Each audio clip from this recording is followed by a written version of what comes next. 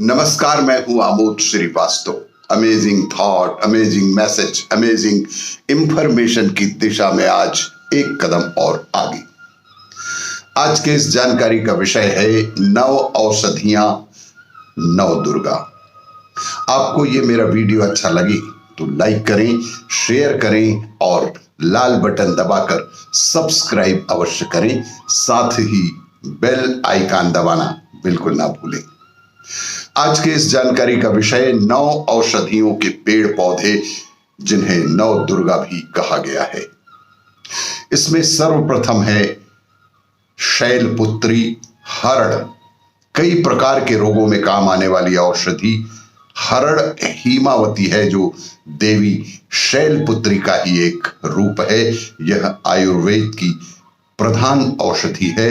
यह पथिया, हरितिका, अमृता, हेमावती, कायस्थ, चेतकी और श्रेयसी 7 प्रकार की दुनिया में पाई जाती है। दूसरे नंबर पर है ब्रह्मचारिणी अर्थात ब्राह्मी। ब्राह्मी आयु व याददाश्त बढ़ाकर रक्त विकारों को दूर कर स्वर को मधुर बनाती है, इसलिए इसे सरस्वती भी कहा जाता है। इसी क्रम में तीसरे नंबर पर हैं चंद्रघंटा अर्थात चंदूसूर। यह एक ऐसा पौधा है जो धनिये के समान है। यह औषधि मोटापा दूर करने में बेहद लाभप्रद माना गया है, इसीलिए इसे चर्महंती के नाम से भी पुकारा जाता है। चंदूसूर एक बेहद महत्वपूर्ण औषधि है, जिससे हमारे शरीर का मोटापा दूर करने में बेहद लाभ प्राप्त होता है। चौथे नंबर पर है कुष्मांडा, पेठा। इस औषधि से पेठा मिठाई बनती है, इसीलिए इस रूप को पेठा भी कहते हैं। इसे कुम्हड़ा भी कहते हैं, जो रक्त विकार दूर कर पेट को साफ करने में सहायक होता है। मानसिक रोगों में यह एक अमृत के समान है। आजकल सैक्रिन से बनने वाला पेठा नहीं खाएं, घर पर ही बना पेठा खाने की आदत डालें। 5वें क्रम में है स्कंद माता अलसी। देवी स्कंद माता औषधि के रूप में अलसी में विद्यमान है। यह वात, पित्त, कफ रोगों की रोकने के लिए एक बेहद महत्वपूर्ण औषधि है। इसमें फाइबर की मात्रा ज्यादा होने से इसे सभी को भोजन के पश्चात काले नमक से भूंजकर प्रतिदिन सुबह शाम लेना एक बहुत ही लाभदायक सिद्ध हुआ है।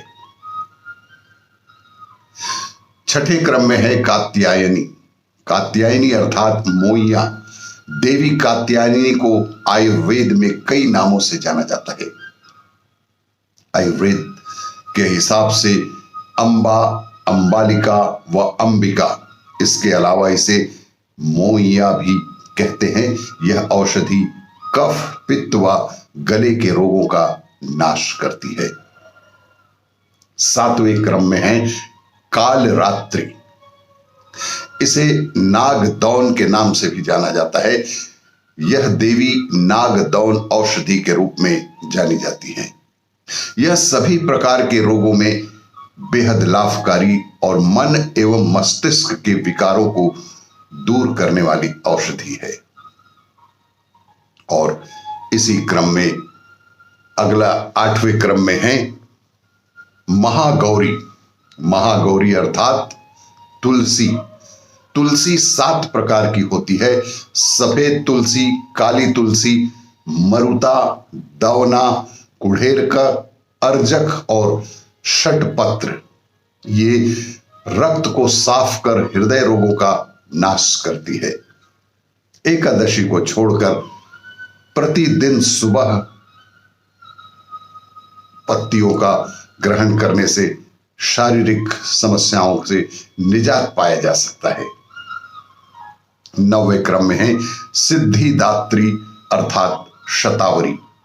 दुर्गा का 9वां रूप सिद्धिदात्री है, जिसे नारायणी शतावरी भी कहा जाता है।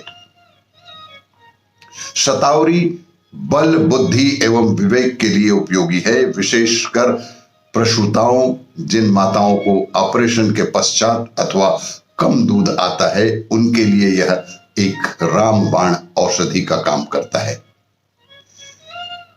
इस नवरात्रि के उपलक्ष्य में आप सभी से निवेदन है कि इस तरह के औषधि पौधों का रोपण अवश्य करें और अपने जीवन को स्वस्थ और सुख सुविधा से संपन्न बनाएं।